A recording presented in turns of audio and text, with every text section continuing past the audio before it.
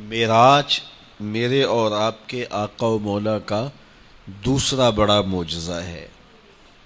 سب سے بڑا معجزہ جو حضور کو عطا ہوا وہ معجزہ قرآن ہے، اور دوسرا بڑا معجزہ جو حضور کو عطا ہوا وہ معجزہ معراج ہے۔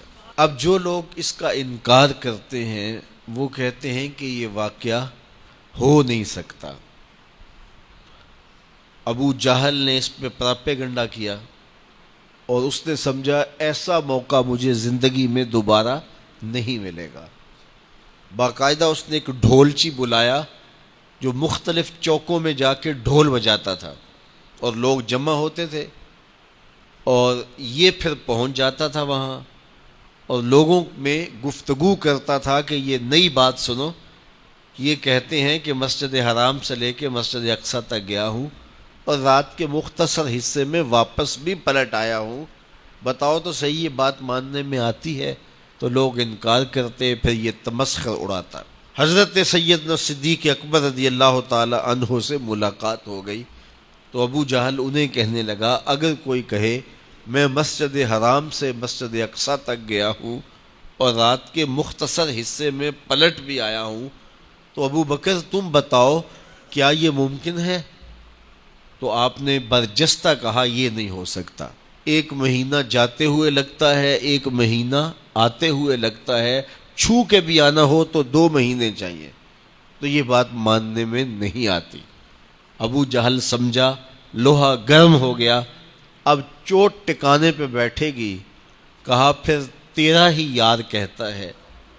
تو حضرت ابو بکر صدیق نے کہا کہ ان نے کہا ہے؟ تو کہا ہاں وہ کہہ رہے ہیں۔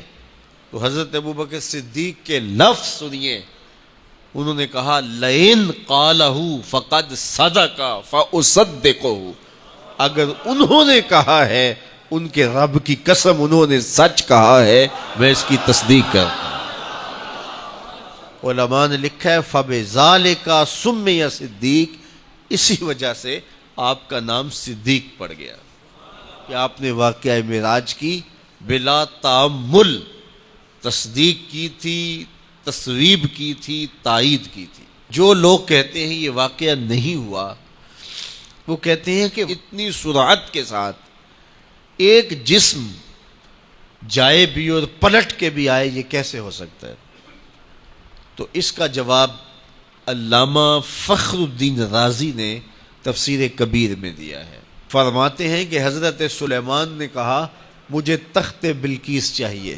جنوں میں سے ایک بڑا دیو ہیکل جن کھڑا ہوا، کہا کہ میں دوپہر تک مجلس برخاست ہونے تک تخت حاضر کر دیتا ہوں۔ بہت بڑی بات تھی نا، لیکن حضرت سلیمان نے کہا نہیں مجھے اس سے بھی پہلے چاہیے۔ تو پھر وہ شخص کھڑا ہوا جس کے سینے میں زبور کا علم تھا، کہا اے اللہ کے پیغمبر آپ آنکھ بعد میں جھپکیں گے، تخت پہلے پڑا ہوگا۔ اور حضرت سلیمان نے ابھی آنکھ نہیں جھپکی تھی، تخت سامنے پڑا تھا۔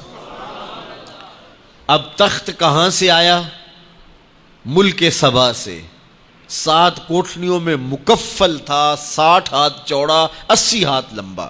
امام فخر الدین رازی اس دلیل کو ذکر کرنے کے بعد فرماتے ہیں جب حضرت سلیمان علیہ السلام کا مقتدی یہ شان رکھتا ہے کہ اتنی دور سے تخت بلقیس آنے واحد میں حاضر کر دیتا ہے، تو حضرت سلیمان خود مقتدی بن کے جس کے پیچھے کھڑے ہیں اس مقتدا کی شان کا عالم کیا ہوگا۔